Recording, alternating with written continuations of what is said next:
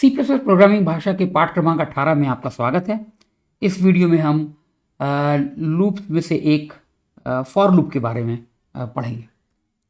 तो रूपरेखा है, पहले हम मूल वाक्य विन्यास या संरचना देखें, उसके पश्चात सर्वाधिक प्रचलित उपयोग इसका, फिर एक लूप के अवयव शीर्ष यानी हेड, उसका चर, जांच व्यंजक, अन्य कथन, उसके बाद लूप काया या लूप बॉडी या शरीर जिसे कह सकते हैं, लूप चरों का दायरा या स्कोप, फिर ब्रेक, कंटिन्यू और नेस्टिंग, एक के भीतर एक फॉर लूप और कुछ क्रियाशील प्रोग्राम्स 3 या 4। सर्वप्रथम मूल वाक्य विन्यास। तो वाक्य विन्यास क्या है इसका?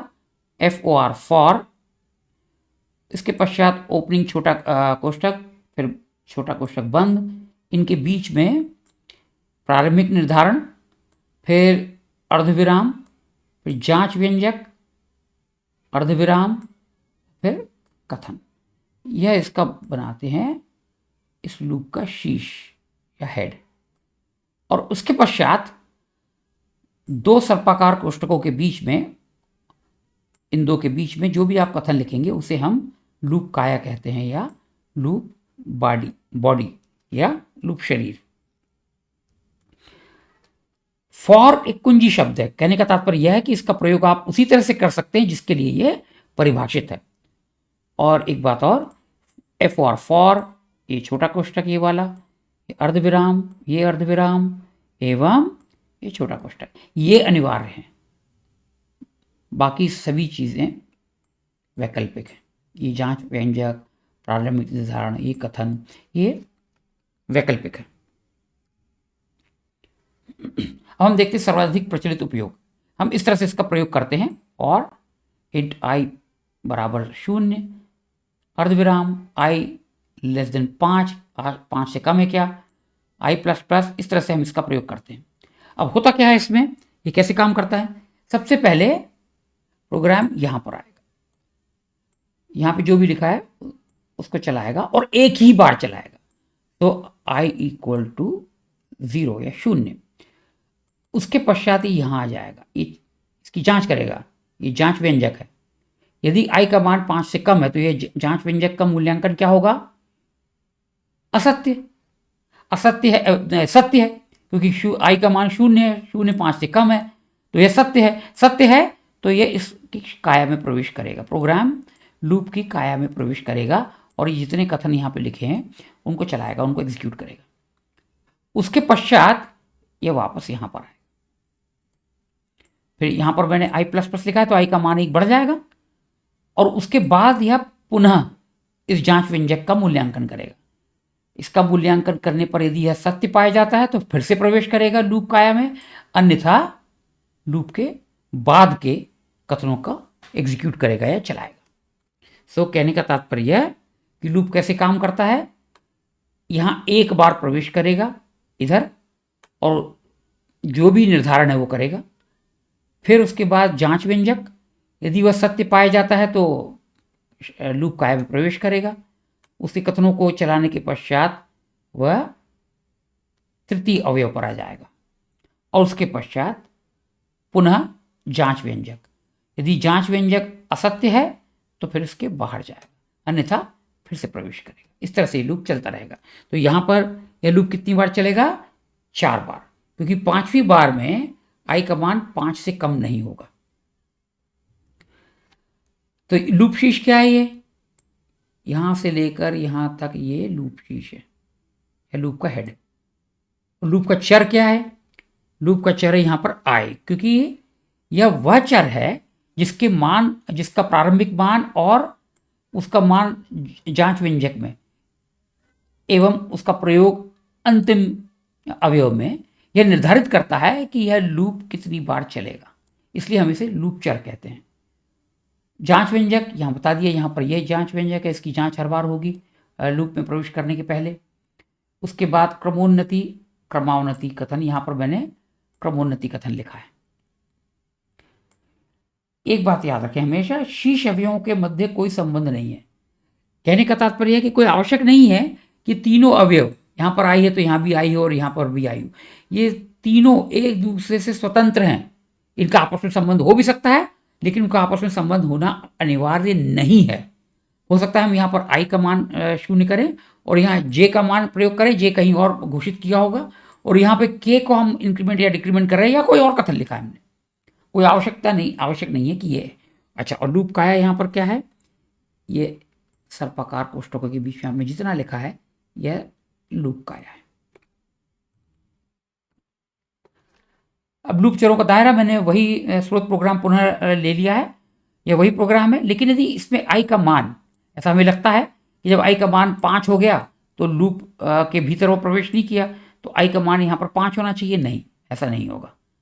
क्यों? क्योंकि इसका दायरा, क्योंकि यह फॉर लूप के शीर्ष में घोषित किया गया है, इसलिए उसका दायरा लूप की काया ही होगी और लूप का हेड या लूप का शीर्ष और काया, उसके बाहर वह अघोषित माना जाएगा। इसलिए यह वाक्य विन्यास त्रुटि उत्पन्न करेगा या सिंटेक्स एरर बताएगा। जैसे यहां लिखा है मैंने, लूप चरों का दायरा लूप काया ही है। सर्पाकार कोष्ठक युग्म एक दायरा बनाता है। ये जोड़ी है जो सर्पाकार कोष्ठक की एक दायरा बनाता है। कहीं पे भी लिख सकते हैं आप इफ कथन की काया में भी आप लिख सकते हैं ऐसे। मेन फंक्शन के भीतर भी आप ऐसे सर्पाकार कोष्ठक युग में लिख सकते हैं। जहां भी आप लिखेंगे यह एक दायरा बना देगा। और लूप काया के अंदर घोषित कोई भी चर लूप के लिए, चर काया के लिए स्थानीय होता है। तो आप इसके भीतर भी यदि सी आउट के बाद या पहले यदि आप कोई और चर घोषित करते हैं तो उसका मान या उसका मूल्यांकन आप लूप काया के भीतर ही कर सकते हैं, बाहर वह अघोषित ही माना जाएगा। ब्रेक, पुनः समान स्रोत प्रोग्राम लिया मैंने और इसमें एक यहाँ पर ब्रेक लिख दिया। तो यहाँ पर होगा क्या? आई का मान 0 किया, फिर जांच किया, इसके बाद इसे प्रवेश किया। जो भी कथन होंगे वो उनको चलाते हुए जैसे ही ब्रेक पर आया और ब्रेक एग्जीक्यूट हुआ तो क्या करेगा? लूप को इसी स्थान से तोड़ देगा और इसके बाहर आ जाएगा। और ये इस सर्पाकार कोष्ठक के बाद या लूप काया के बाद जो भी कथन लिखे उनको एग्जीक्यूट करेगा। तो यह एक कुंजी शब्द है। कहने का तात्पर्य यह कि ब्रेक का प्रयोग आप वैसे ही कर सकते हैं जिस उद्देश्य के लिए वह घोषित किया गया है, परिभाषित किया गया है। और ब्रेक एक कुंजी शब्द है। लूप को उसी बिंदु पर तोड़ता है जहां पर वह एग्जीक्यूट होता है। लूप टूटता है यदि ब्रेक क्रियान्वित हो या जांच व्यंजक असफल हो। यहां पर जांच व्यंजक असफल हो नहीं कहना, जांच व्यंजक असफल होने से लूप टूटता नहीं है, वह उस लूप में पुनः प्रवेश नहीं करता है। और यदि ब्रेक क्रियान्वित होता है तो टूट जाता है। और एक बात और, मात्र वही लूप टूटता है जिसके भीतर ब्रेक क्रियान्वित होता है। आप हो सकता है आप एक फॉर के भीतर एक और फॉर हो, तो यदि बाहर वाले फॉर के भीतर यदि ब्रेक क्रियान्वित होता है तो बाहर वाला लूप ही टूटेगा, अंदर वाला नहीं टूटेगा।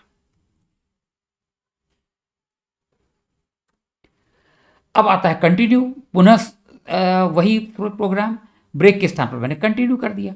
अब इसमें होता क्या है? जैसे ही कंटिन्यू क्रियान्वित हुआ यह अपने बाद के समस्त कथनों को छोड़ देता है, उनकी उपेक्षा करता है और लूप शीर्ष के तृतीय अवयव पर आ जाता है। तो यहां पर क्या है?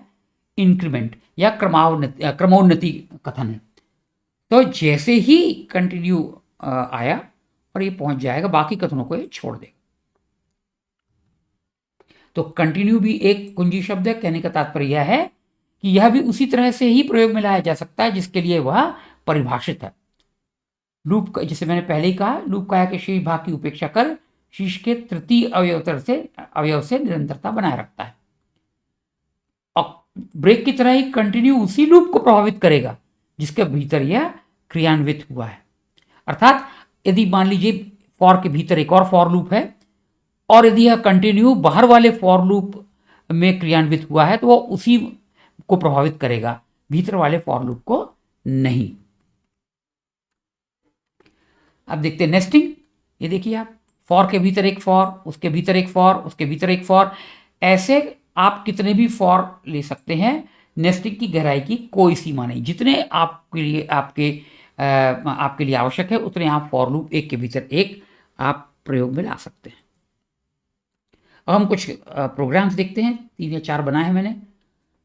तो दाहिनी तरफ आप देखिए, यह सबसे छोटा फॉर लूप है और इसमें देखिए जो भी वैकल्पिक है वो मैंने छोड़ दिया है।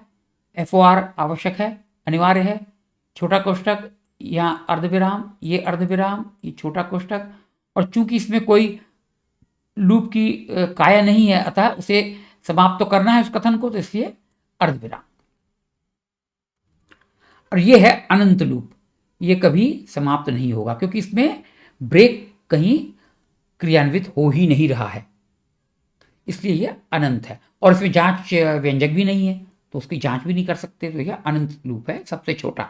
इससे छोटा अनंत लूप आप नहीं बना सकते C++ में। अब इसको प्रोग्राम को मुझे रोकना है या बंद करना है, पहले मैं चलाता हूं इसको। फॉर, तो ये देखिए ये चल रहा है।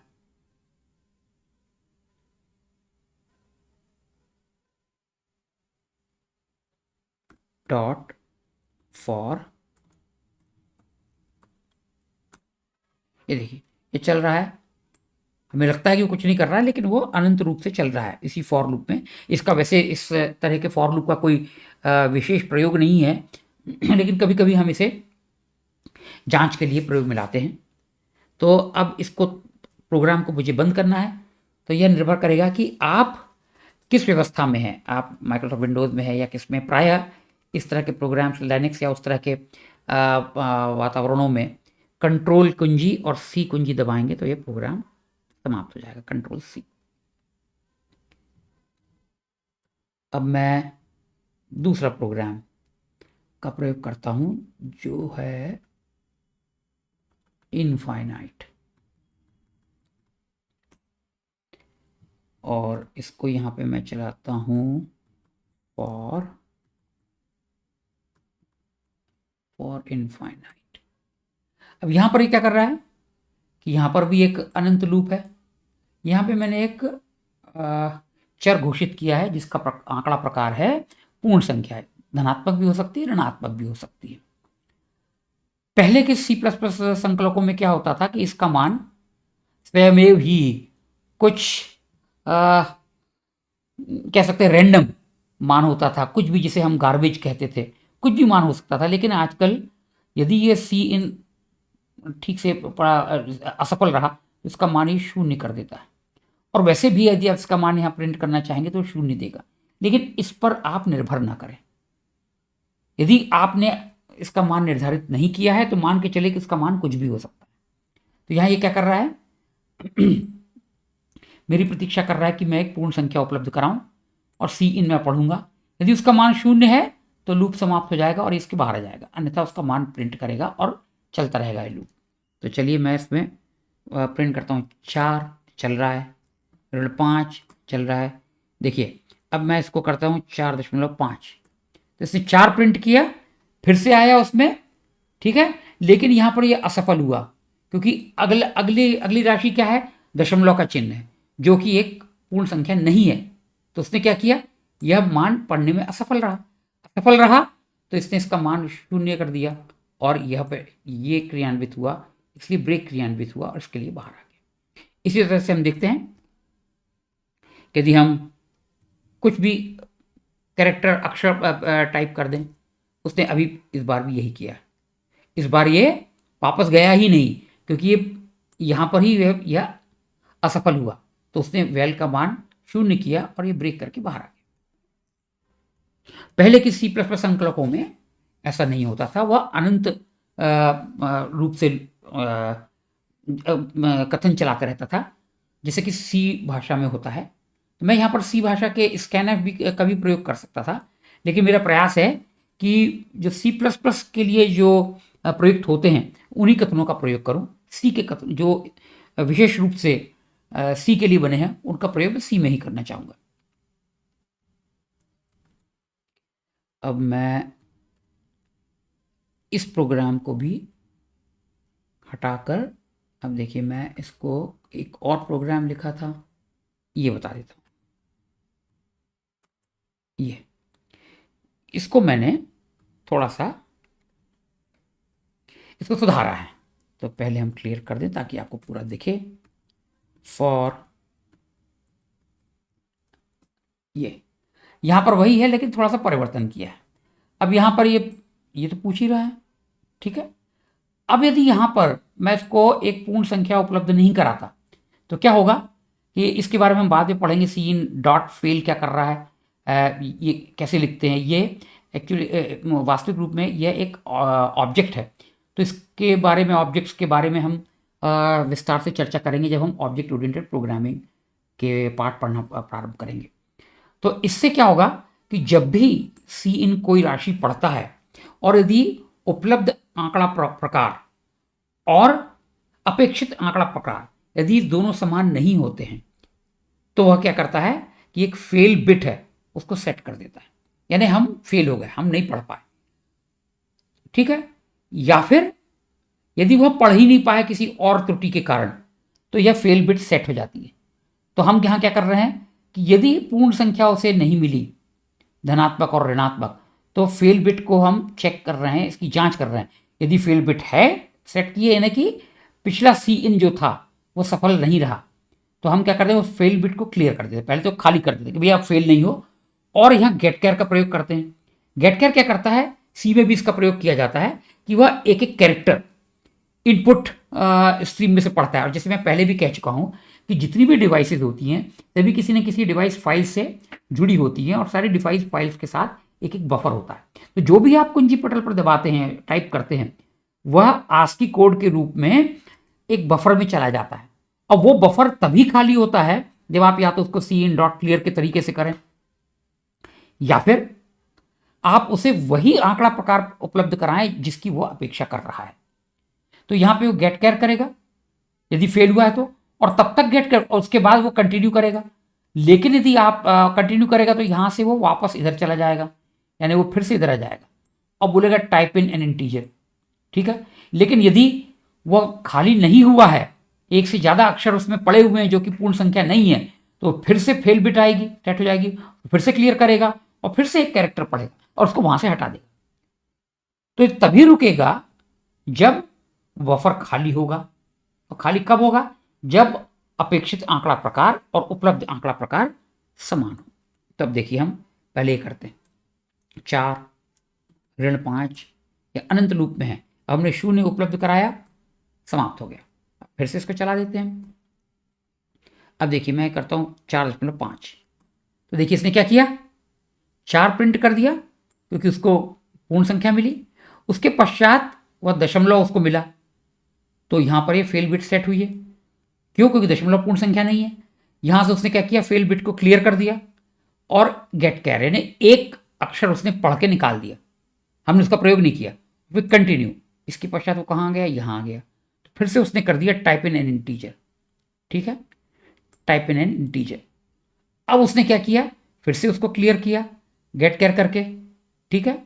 अब उसे क्लियर तो कर दिया था, अब उसने पूछा टाइप इन एन इंटीजर, तो उसके पास क्या हुआ, 5 पहले से ही है क्योंकि गेट कैर ने 5 को नहीं हटाया था। तो 5 पढ़ा, वो खाली हुआ, फिर इसने कंटिन्यू किया तो वापस यहाँ आ गया। तो देखिए 5 उसने प्रिंट, हमने प्रिंट नहीं किया 5, हमने 4.5 पहले ही प्रिंट किया था, तो हमारे लिए वो रुका ही नहीं। अब यदि हम इसमें से ASD 3 टाइप कर दिया हमने अक्षर, देखिए उसने 3 बार किया, तीनों अक्षरों को उसने वहां से हटाया क्योंकि वो पूर्ण संख्या है ही नहीं। इस तरह से हम अपने प्रोग्राम को एक अनंत लूप में अनियंत्रित होकर चलने से रोक सकते हैं। तो कंटिन्यू किया, अब वो पूछ रहा है, अब मैं यहाँ पे 0 टाइप कर देता हूँ, इसने तोड़ दिया। अब मैंने एक और प्रोग्राम लिखा हुआ है, कदाचित ये अंतिम है इस वीडियो के लिए।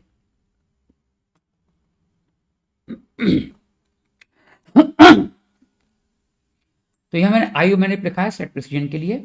अब यहां पर मैं इस प्रोग्राम को चलाता हूं, ये देखिएगा।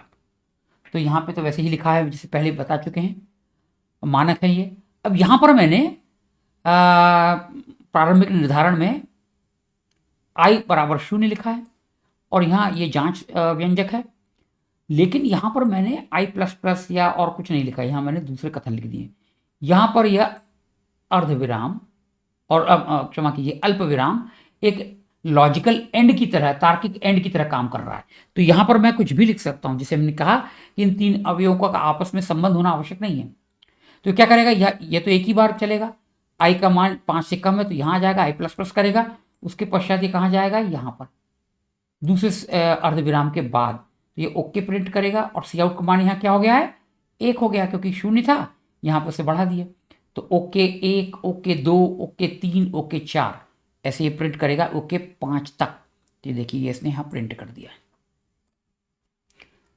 अब यहाँ पर ये देखिए, सी आउट आई, इसको मैंने टिप्पणी में लिखा है, कमेंट में लिखा है।